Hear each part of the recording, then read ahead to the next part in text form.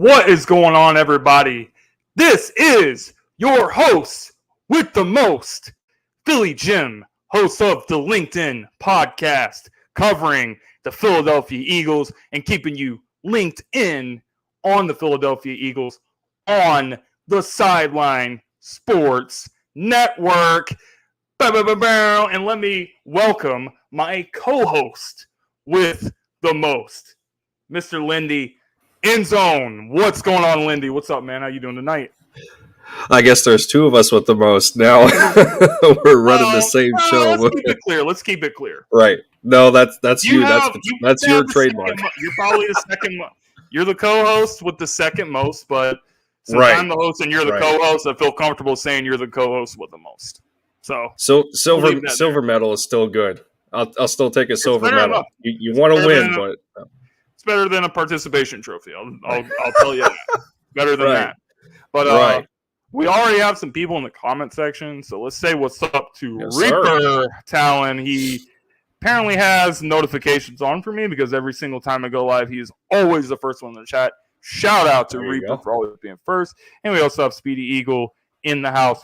What is up, guys? So we got a lot of stuff that we are going to get to today.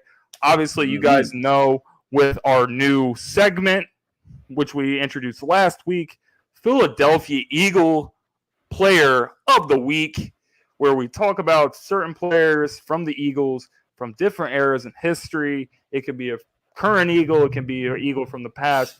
Either way, we're definitely going to have some fun with this segment because guess who the Player of the Week is, ladies and gentlemen? It is Mr. Jeremiah Trotter, and I got to give a huge shout out to Mr. Jeremiah Trotter for this right here, guys. I tweeted out some stuff about Jeremiah this week in his career with the Eagles. His pick six against the Dallas Cowboys, one of the most memorable plays for me that I remember sticking out in his career. Right. He saw it on Twitter, as you guys can see right here. And let me take this off for a second. As you guys can see right here, that is my Twitter account where I just tweeted the video, and he tweeted us up with the prayer hand. So Jeremiah Trotter, seeing the tweet, you gotta love it. Jeremiah Trotter, as much as Brian Dawkins is one of the biggest reasons that our defenses were successful, especially in the early 2000s, you also got to give Jeremiah Trotter a lot of credit as well. He was one of the best linebackers that we had in his career with the Eagles. For his whole entire NFL career, he has close to 800 solo tackles for his career. In his career in Philadelphia, which was 8 seasons, crossing a couple of different stints, because he did go to Washington for a couple of years and come back. But it's a total of around 565 total solo tackles for Jeremiah Trotter. He was all over the field. He was nicknamed the Axe Man because of his little axe celebration that he used to do every time he would make a big play. And he did make quite a lot of them. And don't forget, he was a 4-time Pro Bowl selection. All of those came with the Philadelphia Eagles. And do not forget his 2000 campaign where he was a first-team All-Pro at the linebacker position. Jeremiah Trotter, absolutely amazing football player and one of the Eagles that I will always remember because that is the era that I did grow up watching. Jeremiah Trotter, an outstanding Philadelphia Eagle. Right. I mean, he's a perfect embodiment when it comes to when it comes to the Philadelphia Eagles fan base. He's a perfect embodiment that, he has proven that you don't need to look in the first or the second, as early as the first round to find the talent, that he is, being a former third-round pick from Philadelphia, first team All-Pro in 2000 with his Pro Bowl year, and he followed it up in 2001 with the second team All-Pro and a Pro Bowler again, 2 consecutive seasons. Running backs, quarterbacks, you name it. What's up, Randall? Between the two of those, nobody was safe on the football field when the Axeman was out there, and you can arguably say that he was just as loud in that huddle as Brian Dawkins. Like between the two of them, they were two of the loudest individuals. He probably wasn't as crazy as Brian Dawkins, but it was definitely probably as loud. when he, just another player to have where when he spoke, you listened, and those are the kinds of guys that you embraced it. You embraced them. They were the definition of those Eagles defenses back in the day. And like I said, he is proof that you don't need to look into the first or the second round to find the talent that he was. And as we have watched in our previous draft class with Nakobe Dean and between him and trying to bring up Davion Taylor and guys like that and build up this linebacker core, just a perfect example to look to. And Eagles Hall of Fame inductee in 2016, well deserved, and still 45 years young, and one of the most beloved Eagles of all time. Man, great selection for this week. So the real question is, I don't want anyone watching the show to tune in the comment section. Answer this question for me, and Lindy, you answer this question for me as well. Have the Eagles had any linebacker since Jeremiah Trotter left / retired from the NFL? Right. Have they had another linebacker on his level? Any of them that you can think of off the top of your head? I mean, with already him being as underrated as he was, and you just look at his accolades and say, oh, he was a 4-time Pro Bowler, but it doesn't seem like a whole lot, but it means a lot more, especially for him playing the linebacker position, first team All-Pro, second team All-Pro. Like you said, spent most of his career in Philadelphia. He had one stint with the Tampa Bay Buccaneers. He was in Washington for, I think, a year, 2 years. I forget. I think it was, something like that. But no, I mean, who can you really point to after him? I mean, the only player that comes close is probably Jordan Hicks, but Jordan Hicks could not stay healthy, and he right. Yeah, I mean, Trotter, but he was he's really one of the only linebackers we've had, and really in recent memory that hasn't been complete garbage. Yeah, I thought of him and Michael Kendricks off the top of my head, respectively, but I'm not gonna count Trent Cole because he's more of like a pass rusher. He's more of like a defensive end. He's more of like a Hassan Reddick type of player. Right. So, yeah, I mean, I think that honestly, to answer that question, the answer is hell no. We haven't had a player close to his level at the position. And it just goes to show you how much the Eagles have neglected the linebacker position and very much undervalued it over the years. So Jeremiah Trotter, I mean, I'm looking for Nakobe Dean to be hopefully the best linebacker that the team has had since Jeremiah Trotter. I think that there's no reason that he can't be with his talent and everything that I think he is going to bring to the team.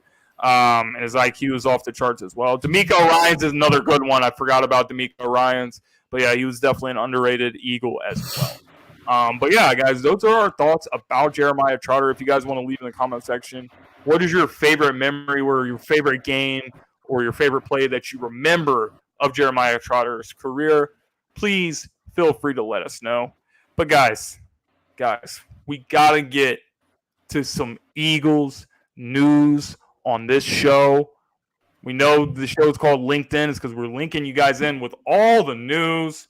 First news of the day, we are going to give our reaction to the new Philadelphia Eagles logo font. Here we go. Okay? The new Philadelphia Eagles logo font has been released, and this is the new font, guys. I know if you guys haven't seen it, which I'm sure everyone that's watching the show right now, if you're an Eagles fan, you've definitely already seen this. The old school logo font is no more after 20-plus years with that. They're going to this thing right here. Whatever this abomination of a logo that you want to call it. Listen, this is an abomination. There's no other way to say it. This is like this is like some crap that you can go in Microsoft Word when I'm writing a paper, and I can put some random font in there. It's like any of the apps you can download to, make thumbnails and stuff like that for YouTube, which I use a lot of. I've seen some crap that looks exactly like that on there. I'm not even kidding. Took the words right out of my mouth. Get out of my head. I'm just like, right. This is not the type of stuff that the Eagles do. These teams that are trash, like the Falcons and the Jets and all this, they're always doing this rebranding stuff. The Eagles are not a team that does that rebranding stuff. I don't understand why you would ruin a perfectly good logo font. I love the logo font. If you guys see the Philly Gym logo, you guys will notice that my font is almost exactly the same, because that's how much I'm a big fan of it. If you're gonna, a lot of people are saying they changed it because they are bringing back Kelly Green starting next season. Okay, how about this? Why the hell do you not just change the color that's on the font that you already have, that's already really good? Just change it to Kelly Green. Have a midnight green and Kelly Green one. Problem solved. But instead, you have to do all this crap for the new font. Like, I hate it more than words can describe. But, Lindy, I'll let you share your thoughts about it now. I'm done with my serious rant on the logo. Yeah, but before it gets any worse. No. I mean, yeah, like I said, you took the words out of my mouth, right? I feel like I can use an Adobe program, like, how I create my thumbnails and whatnot, and pick a font off of there and just make it like that. It's just there's no organic feel to it. I mean, if it ain't broke, don't fix it. The Eagles have worked with their previous logo for how long now, and it's just been a staple for the franchise. Like, as soon as you see that type of font, that type of lettering, on anything, you think of the Philadelphia Eagles, and now you transition to this, and it's like, well, okay, well, the Jets have something basic. The Detroit Lions have something basic, and now the Eagles are kind of going in that kind of direction. We're not a franchise that's on the level of those. I mean, those franchises that you just named are not on the level of the Philadelphia Eagles, which is part of the reason why I have such a major problem with it. We're not one of these garbage teams. We're in the playoffs pretty much every year since Andy Reid took over as a coach in 1998. We were basically at least a playoff team every year. We made the playoffs with Chip Kelly. We made the playoffs with Doug, won a Super Bowl with Doug, actually, and we made the playoffs in Nick Sirianni's first year. We're always in the playoffs no matter what. We're not one of these garbage teams that continues to, pick in the top 5 every year, like the Falcons and the Lions and all those teams that you named, and the Jets. But go ahead. No, it's as if when you watch these other teams make those kinds of changes, that they make a change like that with the logo, and then all of a sudden the team is going to turn a corner and they're going to start to look relevant just because they made a logo change. No, it doesn't work that way. I mean, stick to what works. There was nothing wrong with what you had that warranted a change. Yeah, change is good, but the transition has to justify the means, and I just don't think that there's enough there to do so. I mean, it's as simple as that. Right, and I'm gonna actually show something that I've seen today on Twitter. Of the Kelly Green jerseys with the new logo font, which honestly, with the Kelly Green, it actually doesn't look that bad. But here's the problem: it looks like arena football. Even next season, when we bring these back, which we're going to, these are going to be a regular jersey. The midnight green is still going to be our regular jersey. It's going to be the jersey that we continue to wear.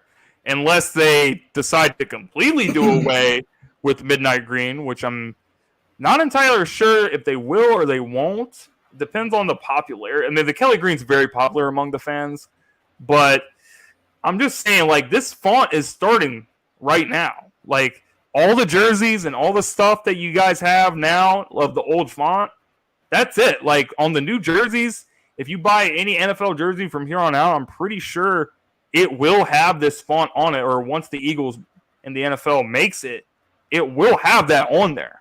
Okay? I thought I heard that it's not incorporated until 24. You heard that from where? Because I didn't see that. Somebody was talking about it on Twitter that it wasn't supposed to take effect until 2024. I'll have to look into that, but I'm telling you right now, it looks good with the Kelly greens. Yeah, it's okay. It will look like crap with the midnight greens and the black, especially the black jerseys, especially the black ones. So it disgusts me, and I hate it absolutely. And we got Bacon Grizzler in the chat. What's up, Grizz? He says, what's up? He says the new logo font made him puke. It made both of us puke as well. And we were really just pretty disgusted by the whole logo font situation. But anyway, guys, we got to move on to some more news for you. The Eagles signed safety Jaquiski Tart. I think I said his name wrong, but yeah, I don't know. I mean, he's got a very unique name, so I'll give him that. Hopefully his uniqueness as a name is translated to uniqueness as a football player, and hopefully not the bad type of uniqueness that we have seen from a lot of players in the Philadelphia Eagles secondary, corners and safety throughout the history of the team.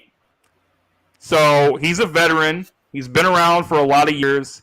He was drafted in 2015, I think. And, you know, he's a solid player. He's not going to be great. He's not going to be, you know, doing anything crazy.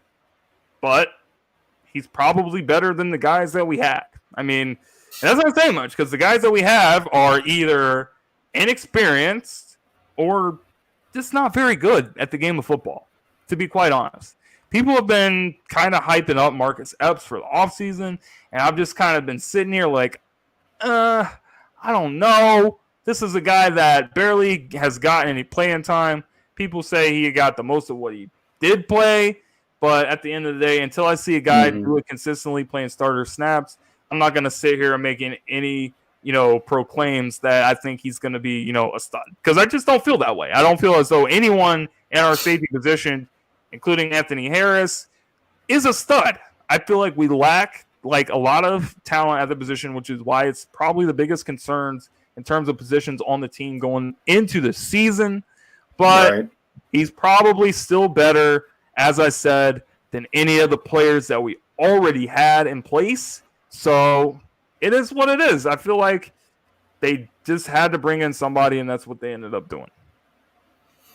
Yeah, no, this is clearly a depth signing. You know, in terms I think of starter potential. It was, I think, if I remember correctly, I think the highest snap count percentage that he has had in 1 year was about 91%. So he is used to a workload. You know, starter potential. One of the only drawbacks to me is I don't think his availability is very good. He has kind of been up and down in terms of games played / started. I think the most games he has played in a year is 15, so one off. It's not really a big deal. I think he had a good year for 2017. I don't think he missed very many games in 17, but he was mostly a bit shaky down the stretch because I think he got plagued with a couple of injuries. But nonetheless, Jaquiski Tart, I'll help him out there with pronunciation. Shouted out to him on Twitter. Welcomed him to the Birds. But in the case of Jeremiah Trotter, he did not see my tweet like Axeman seen yours. But nonetheless, no, he has, to me, he has good starting potential. The only issue I'm going to have is how they deploy him, being at him, and had to remind the folks. Had to remind him. Had to remind him. Right. But I think the only thing I'm gonna look for is the fact that he and Anthony Harris are both strong safeties. I do know that Jaquaski does have, he does have the flexibility to go to free safety, but to me, he makes most of his pay dirt as a physical type of safety. He's going to want to be up to at the line of scrimmage. He's going to want to make some tackles. He's a very good run defender.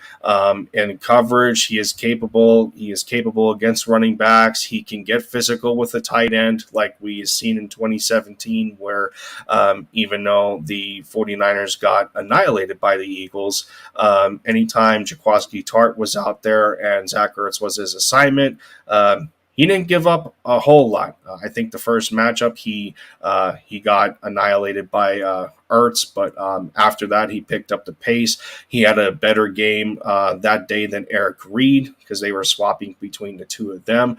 But to this point, with the amount of experience that he has built over the years, I think he is in prime position of getting some starting snaps on this football team, just due to the fact that our depth has been a concern for a while, even though that we have high hopes for a growing Marcus Epps. Kayvon Wallace hasn't hit his stride yet. Andre Sachere is primarily special teams. Jared Mainen still has some work to do. So when you take that combination with him, Anthony Harris, Marcus Epps, and Kayvon Wallace as your top four, yeah, it's nothing to be excited about, but in terms of quality starting snaps, when you primarily have focused on the defensive line, the linebacking core, and your corners, well, your last line of defense can breathe a little bit, and they're not going to be prone to exposure. So I like the move. I like the move in terms of that. It provides us some extra depth, and, well, more importantly, or somewhat importantly, extra competition in that group, with the departure of Rodney McLeod. So, absolutely. People shouldn't get all, like 10 out of 10 move and yada, yada. He's coming in here around 30. Not sure. I don't remember when his birthday is, to say that he'll be 31 at the start of the season or not, but he is another veteran on this team, much like Anthony Harris. And, between the two of them, I think it's a good pairing in terms of veteran leadership. But until we see how he's deployed in the defense, either way, it's more starting experience that the team didn't really have. So, good move all around. Yeah, absolutely. I think that we had to do something. We had to bring in anybody, honestly, that knows how to play the position, because we're clearly lacking back there. So depth move, and Randall says he's 29. He'll probably be 30 by the time the season starts. Yeah. But hey, what are you going to do? We had to bring in somebody to help out the secondary. So safety's still a major concern for me, but as long as these guys can collectively not get cooked and give up like ginormous plays deep down the field, then we should be fine because we have a good pass rush. Our linebackers are way better. I'm actually really excited to see this linebacking core play in the season because I can't even say that I've been feeling excited for linebackers in a long time. We were talking about Jeremiah Trotter at the beginning of the show, and I'm just like, we've had so many trash linebacking cores, but this linebacking core's actually looking pretty good on paper. And, corners looking good, D-line looking good, safety, yeah, they're not looking great. But the rest of the team around them should be able to help them out enough so they can just do the basic fundamentals. We should be okay, I hope. Right. Like I said, I think if the defensive depth was a little, I think if it was in a worse position than it is right now, especially what talking about linebacker and the cornerback spot, then you're probably going to better address the safety position. But being that you have James Bradbury and Darius Slay on the outside, or just Slay in general, I think he shared a tweet yesterday about a compilation of correcting people saying, calling him Darius, and then he's just like, he doesn't like to be called Darius. Pointing him out. No, he don't. He I think he said only his grandmother can call him Darius, but other than that, he's referred to as Slay. So.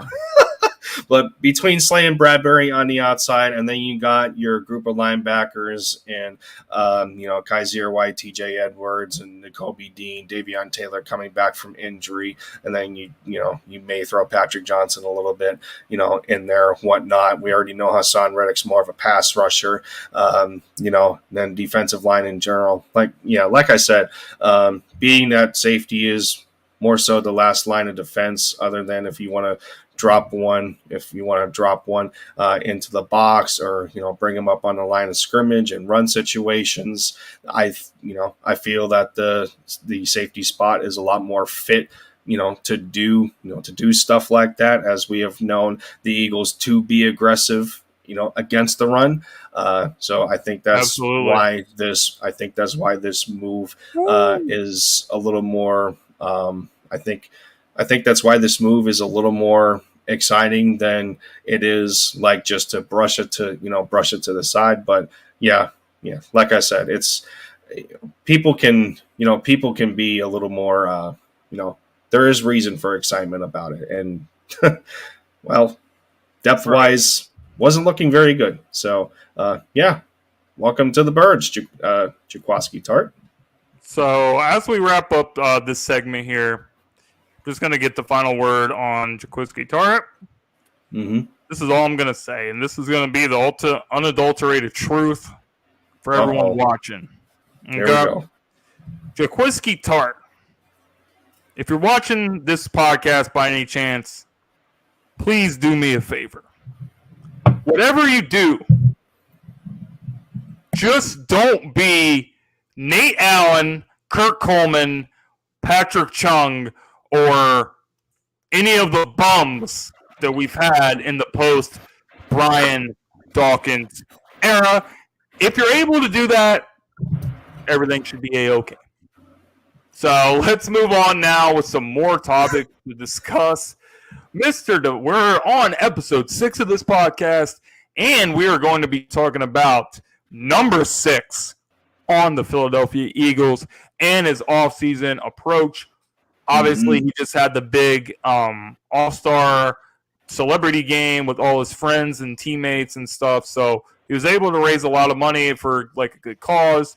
Our man Jalen Hurts had the game-winning home run in that. So shout out to Jalen Hurts. He can play baseball too. So I mean, this guy's not just he might become like Deion Sanders and Bo Jackson and all of them. If a major league team send some scouts out to the game. Maybe they did. I don't know. But Jalen Hurts can rake it, so I would actually give him a chance. If your hitters are slipping right now. Confidential for beating my Braves today. Snapped our winning streak, unfortunately.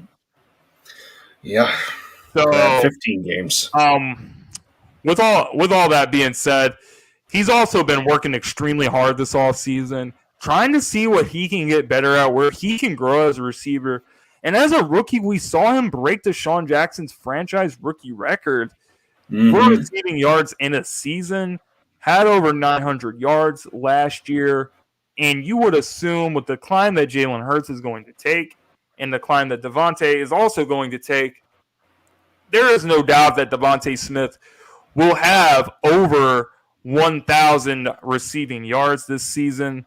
Devontae Smith has also been watching tape of another Devontae Adams, formerly of the Green Bay Packers, now with the Las Vegas Raiders, who has been kind of recognized last few years as maybe the best receiver in the NFL, if not a top 3 receiver at worst, and one of the best route runners by far, as well as Keenan Allen, who definitely has a similar skill set and a little bit more of a similar build to Devontae Smith compared to Devontae Adams, who's definitely a little bit bigger than Smitty. So I like what he's doing because I feel like he wants to grow as a route runner. He knows that, there's a lot of players in the league that, they can go down the field and they're really big and they're really fast and they can, make those type of plays. But a complete receiver can run the full route tree and be effective at all the routes. And that's what he's trying to focus on, studying these two guys, in particular, Devontae Adams and Keenan Allen, who are two of the best route runners in the NFL. And Devontae Smith is the main focus he said for the offseason for him was to continue to get better at catching the ball in tight window traffic. So if you have a guy that's working on that, and if he really does take the next step and get better in that area, this is going to be a problem for two sides of the ball, two sides of the defense covering A.J. Brown and Devontae Smith, because we know A.J. Brown already has the size and the ability to make those tough window catches like Devontae Smith is trying to get better at, and Devontae Smith is trying to grow into an elite level route runner. I love what I am seeing from Devontae Smith, and that is why I'm saying anyone who hasn't done so already, this is your chance. If you're buying stock in year 2, Devontae Smith, do it right now. Devontae Smith's going to be a future star for the Philadelphia Eagles. Well, I guess it's easy to say Smitty is making it hard for Hurts not to throw his way with all this work that he's putting in. I have to imagine that there's some, stress of irritation at times where, where Hurts was really undecisive at times. His anticipatory skills weren't quite there. And, most notably in many cases in the playoff game against the Buccaneers where, Devontae Smith was just really having his way with whoever was covering him, multiple occasions getting open. And one of the most notable ones was that, that attempted touchdown throw where I think Smitty had Jamel Dean, on the ground just by making a double move to the end zone, and Hurts was just too slow in reaction, worrying about setting his feet instead of trying to make a throw on the run, even though it was a little bit off platform, but not too much. But this is stuff that we have been used to, whether him being at Alabama, winning the Heisman as a receiver, coming into the NFL, his mindset hasn't changed. That's those Bama players for you. Anybody anybody like that in the SEC, between Alabama and then we bring in the Georgia kids and Jordan Davis and Kobe Dean. That's just a mindset to have in building a football team with those kind of players. But in terms of Devontae Smith, one of the criticisms he even received last year was, "Oh, you only reached those numbers because you had an extra game." Like, no, come on, cut the crap. I mean, the kid's obviously talented, and it went underrated at times, because the Eagles were an up and down football team, and nobody really took him seriously down the stretch because they were beating teams that they were supposed to beat. But I think it was what was the birthday game for Devontae Smith against the Denver Broncos? I think Denver. I think it was against the Broncos where he and Hurts just had a day together. That touchdown throw to him going up 50-50. Patrick Surtain got cooked.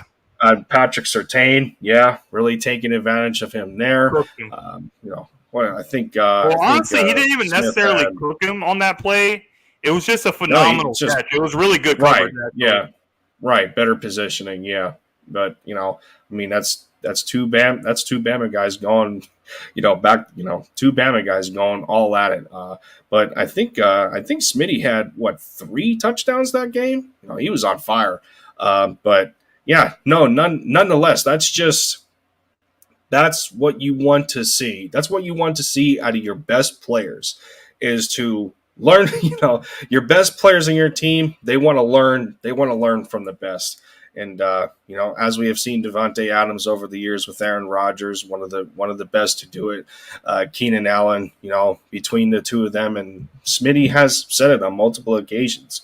He only wants to study who he feels that his game matches, and that's the most important part. But I tell you what, if he keeps this up, then like I said, I think Hurts is going to have a hard time not throwing to Smith, even with AJ Brown on the field, because again, there's only one football. And we got three prolific playmakers between him, AJ Brown, and Dallas Goedert, and they all got to eat. So good for friendly competition.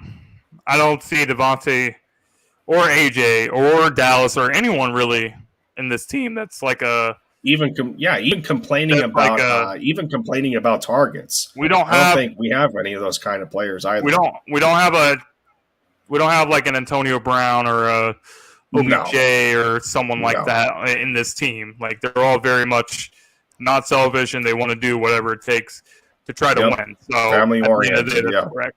So Grizz says Hurts better not throw to Reagor over Smith. I do not think that is going to. I think there's no way that can happen. Maybe if we didn't get AJ Brown, but no way. I mean, he's like, we got a question: is Reagor even going to be on the field? Which is a good segue into our next segment about Devin Allen. Devin Allen went off in the New York City Grand Prix in the 110-meter hurdles. He recorded the third fastest time ever recorded, and he obviously finished in first place at this event. We all know that he's a track star as an Olympian. He has not played football basically since a very long time ago. In 2015, I believe, was his senior season in Oregon, in the Oregon Ducks. So I think that Jalen Reagor is in big trouble right now. And the reason I think that he's in such big trouble is not only that he is continuing to fall down the depth chart at receiver, he is also falling down the depth chart at punt returner and kick returner, where he once had quite an advantage over people like the Greg Wards of the world that was competing against him. But now he has Britton Covey, an undrafted free agent, and he has Devin Allen, a track star turned NFL player that wants to leave his mark. And at this point in time, I honestly believe that Devin Allen, basically what your job to do is catch the ball, read the blocks, and get as many yards as possible. And you have shown that you have the world-class speed to do so.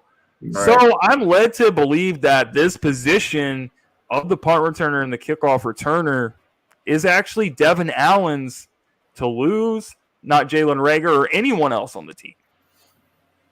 Right, and even definitely when your role is diminished, and you look at Devin Allen, you look at Britton Covey, and what they can provide, possibly, from an offensive standpoint, and being some of those gadget guys who can run this, who can run the reverses, who can run the sweeps, or, just burn whatever victim they have in coverage down the field, whatever corner it is.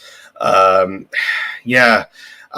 don't know. Like, this is more of a detriment. This is more of a detriment to me on just the fact that we're talking about a first round pick, fighting for snaps, fighting for a roster spot, possibly, even though we know deep down that that's not entirely true, because Howie Roseman's not that guy to just give up on a first round pick. Much like the fact that absolutely much the fact like that Andre Dillard is still here, even though that's more of a premium position, but J.J. Arcega-Whiteside, who was a former second rounder, is still here, going through a positional change at tight end. So it's not going to be easy for Reagor to completely fall out of favor. But when you add bodies like this who are just explosive from a speed standpoint, and that's part of why we brought Rager in here, is his twitch, his explosiveness, what he was able to show on tape at TCU in terms of not just offense, but special teams, even in the return game, kickoffs, punts, whatever. And now, well, competition is starting to grow, and well, it's going to be a survival of the fittest at the end of the day. 100%. We just hope at this point, for me personally, I'm not going to really continue to bring the kid further down and down, because obviously he has gone through a lot recently with the loss of Jeff Gladney and other individuals. But I hope for his sake that he comes back 100% from a mentality standpoint, and really pours all of his heart and soul into football, so we can potentially get the best out of him through training camp, and not get enamored by some highlights against the Patriots in joint practices, and show us the first round value that the Eagles have, and produce it on the field in regular season games. Like, there was a little bit of excitement week 1 last year against the Falcons, and him being led by a pancake block by Jordan Mailata and just bursting it to the end zone. But other than that, that's all I really hope for him. But it's getting hard. It's getting harder and harder. Cards are stacked against them. So. I just can't see it. I mean, will he maybe still be on the team? Yeah, but he's like, what's he gonna do? Like, I don't see him outperforming almost any of the wide receivers at this point. I could see him on special teams, but right now, I just think Devin Allen has got this baby right where he wants it. The only thing left for him to do is actually show it in a real game. Like in the preseason game, if he somehow returns a touchdown in the preseason, it's a wrap. It's over. Like, he's going to be the number 1 starting kickoff returner of this team going into the year. So Jalen Reagor, if I was looking at what Devin Allen's doing, like in being a track star and winning all these, amazing records against not only some of the difference with the NFL is, yes, there's a lot of fast people in the NFL, but not all the fastest people are in the NFL, in the world. He's competing against the fastest people, period, in the world, and he's breaking records. So I honestly really believe he's going to be able to get this stuff done. I really, really do. And as we come to the next segment, guys, and shout out to everyone in the comment section that was admiring that I have a Vegeta poster on my wall. It is pretty cool. But we got to give our bold predictions for the Philadelphia Eagles season for this year. This can be any type of bold prediction that you want to give. I will go first, as I am going to stay on the defensive side of the football here. And I am going to say my bold prediction of the season is that Darius Slay, with some more help with James Bradbury on the other side of him, is going to lead the NFL in interceptions this year, and he will be a candidate for the Defensive Player of the Year, as the Eagles will also have a top 10 defense this season. Wow. Okay. That's still a fair analysis either way, man. How many years we've been asking for a number 1 corner to have some help on the outside, and while there's been serviceable guys over there, they just none of them are really eye popping. None of them have really contributed to some of our higher expectations. I don't want to be basic with my prediction, because the first one that came to mind for me is I thought that the Eagles would at least pass. I thought that they would average about 34 passes a game. That was one of my first predictions. Being the type of players that we have added to the offense. But I feel that I should go. I feel that I should go a step further with this one. I may go to the defensive side of the football. So we're both going defense with this prediction. Let me think on this. I believe that Jordan Davis could potentially be a defensive rookie of the year candidate. Really? I believe so. If you imagine that, where he is currently as a nose tackle, and just being able to obliterate offensive linemen and have the attraction that he does in watching his college tape and literally seeing 2 to 3 guys just put all of their attention towards him. But the one thing that we really haven't seen from him is his capability as a pass rusher. Being that Tracy Rocker has put a strong emphasis in wanting to, in the recruitment of this guy, not just to collegiate programs, but the NFL for the Eagles. For him, so. Yeah, I think they're going to really want to take his game to the next level. And if you are going to ultimately be that Fletcher Cox 2.0 replacement, then that's the next part of your repertoire that you need to add to your game. Because as much as we love some Fletcher Cox, who is a combination of, as being a good nose tackle, who is intimidating in the run, but he is not afraid to push it upfield and throw a lineman into the quarterback's face or sack him for that matter. I think Jordan Davis is well capable of, being Jordan Davis is bigger than Fletcher Cox. Times too. Yeah. I actually seen a picture of. I saw a picture of Jordan Davis at practice standing next to Fletcher Cox. He's like significantly bigger and taller than Fletch. Right. Pause. Right. As Jeremiah said in the comments. Good call. Good call. Right. But no, I guess I can. I guess I can jot myself down. For 2 predictions. So offensively, I feel that the Eagles are going to average at least 34 passes a game, and then I'll say that Jordan Davis has the potential of being a defensive rookie of the year candidate, which is going to be very tough when you got Aiden Hutchinson for the Detroit Lions, and you got the LSU corner for the Houston Texans.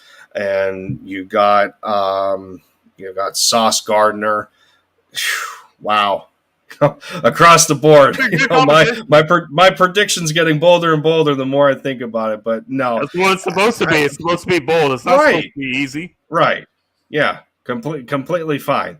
But an easy one would have been the Eagles are going to be top 5 in rushing yards again, which we all know we're going to be with our offensive line and the players that we have. We're still going to be top 5 in rushing, no doubt. If not, still be number 1 again.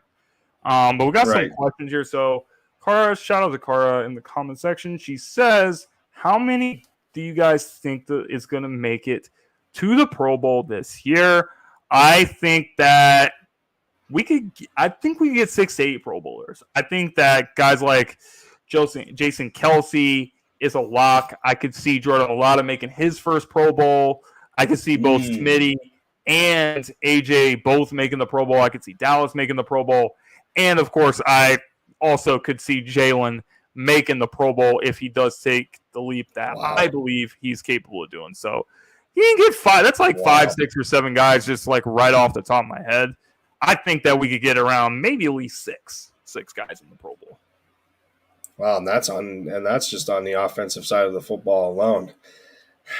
It's not Grizz. That is crazy. It's called a bold prediction. It's not called like. It's not 420. I know it's June, but You missed that a couple days ago with 420, bro. Or a couple months ago, actually. So you're a little bit late with 420. So I would have to ask you to stop smoking whenever you're smoking, because this is a smoke-free show. Right. We don't Good smoke. call. Good call, Grizz. Good call. It's like, actually, let me stop smoking. Good call. I don't know. I'm not going to try and be a Debbie Downer with this, but in terms of Pro Bowl, the first number that popped into my head was 4. 4. You know, I think on average that's what the Eagles normally do anyway. I could go as high as 6, but I'm not going to list very many on the offensive side of the ball, only because when you put Hurts, Devontae Smith, A.J. Brown, Goddard into that conversation at the same time, I'm just thinking, well, there's only one football to go around. So, you know, what level of dominance are they going to really have on a weekly basis? And, you know, you're gonna have to go at it from a matchup perspective. Who's going to dominate the most in that regard? But you can definitely say that you can lock any one of our linemen potentially for a Pro Bowl. Kelsey should definitely get another one. Almost all of them. We're talking the best center in football here. Mailata's very capable of getting one. Don't count out Landon Dickerson either. I think he's pretty close. I think he's close to getting one. And you still got Lane. Lane Johnson you can't count out either. Maybe Isaac Seumalo switching to right guard, you know, being that he's the top guy at that spot.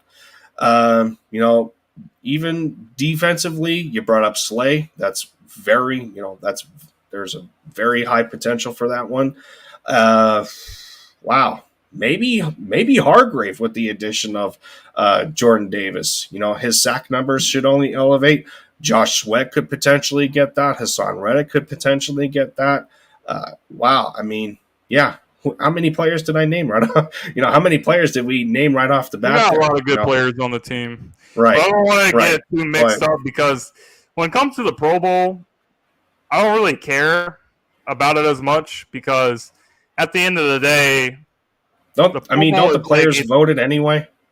Fans actually voted. Fans actually can vote for the Pro Bowl. So at the end of the day, and most of the time, even the players don't care about the Pro Bowl, because the Pro Bowl is pretty much with all due respect, is a joke.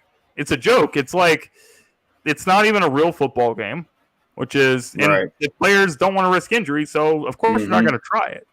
That's why the NFL has been talking about getting rid of the Pro Bowl or replacing it with something else. Like, you're basically already playing flag football, except you're wearing pads. Like, you might as well just make it a real flag football game, because that's what it is. And Pro Bowl has just evolved into something that is about who wants to be there. You know, I mean, Mac Jones was like a 50th alternate or something, and Mac Jones was in the Pro Bowl. Was Mac Jones like a decent player? Sure. He wasn't trash. He wasn't that good. He's not like a Pro Bowl level player, but he went because Russell Wilson and, you know, all these other quarterbacks that got voted into it, they didn't want to be a part of it. So that's why, if we don't have a bunch of Pro Bowlers, I don't give a crap. If we have a bunch of guys that gets all pro, that's very different. When you are an all pro, that means for that season you were one of the best players at your position. That's why I rank all pro much, much, much higher than I rank like the Pro Bowl, because the Pro Bowl is pretty much an unwatchable product anyway. Yeah. and I mean, our team is, you know, we're not the only team in the NFC conference either. You know, there's plenty of other teams with potential Pro Bowlers on them. And, you know, it's not like going back in the day for me and remembering the early 2000s NBA All-Star games and them actually playing competitively, and, you know, in the 2000 All-Star game, I can always go back to and note on it. Who, I mean, you know, T-Mac, Vince Carter, Iverson, you know, you go across the board, and these guys are, you know, they just didn't really care at that time. They wanted to give us a product of competitive basketball, and and in terms of football, it's just we just don't see that anymore. And NFL players have come out and talked about it themselves. It's bad time. The Pro Bowl it's at a bad time, especially for I think especially for those that are in the playoffs, and then you have to find you get the substitutions in there, and the replacements, and they just don't want to put themselves at that kind of risk anymore. But yeah, no, I mean, in terms of talking about our birds, we list off how many players we think that are that can get to the Pro Bowl, but of course we're not the only team in the conference. So. To Grizz's point, we only actually had 6 Pro Bowlers in 2017, and crazy enough, Jason Kelce was not among the Pro Bowlers. There's actually, and that's crazy because I do think he was voted to All Pro. There was a year that Jason Kelce, because I specifically remember Jason Kelce getting voted to All Pro, but he did not get voted to the Pro Bowl. And I was just was it first or second? How the hell does that make any sense? I believe it was first team, if I'm not mistaken. I'm not sure the year, but I know that I know I specifically remember this happening because when it happened, I went on a huge rant about it. I was like, this is why the Pro Bowl is an absolute joke. Like, how are you literally voted in the best of your position and then you don't make the Pro Bowl? Like, that's at the end of the day, guys, you understand how I feel about the Pro Bowl. So if we have Pro Bowlers, I'll be happy for them. But if we don't have a bunch of Pro Bowls, I don't care. Like, if these guys are good enough and play the level I think they're going to, we are going to have a winning team. We're going to have a playoff team that's going to be able to do damage in the playoffs. And that's really all that matters to me at the end of the day. So if some of our guys gets voted as an All-Pro, whether it's first or second team, I think that's a lot more impressive than making the Pro Bowl. And I always it's a good resume filler for your Hall of Fame ballot. If you get that opportunity. So I mean, yeah, there you go. I'm pretty sure he's done that before as well. Yeah. But anyway, guys, that's pretty much it for this episode. Thank you guys to all that's watching and that tuned into this episode. Of course, you guys, if you missed the beginning, you can always check out the replay. We got 6 people in the chat.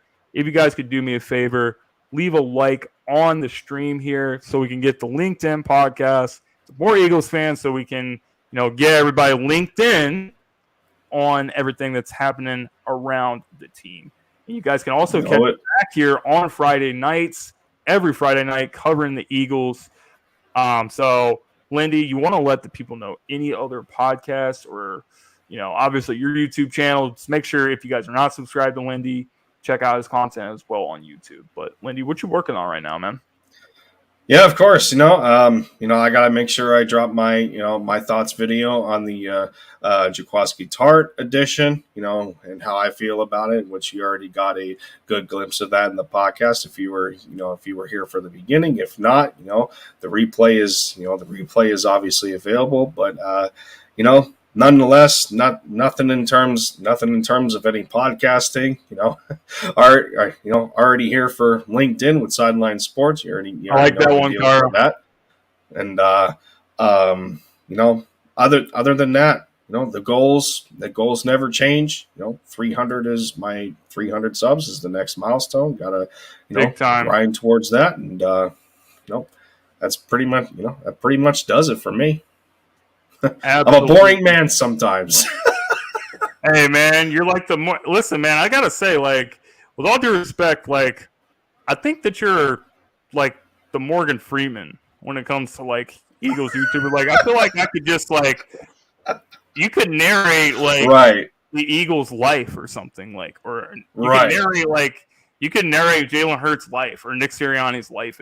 If they ever do a documentary, you should definitely be involved because I definitely do think you have the voice for it. But anyway, guys, thanks. That doesn't sound good for entertainment value, does it? No.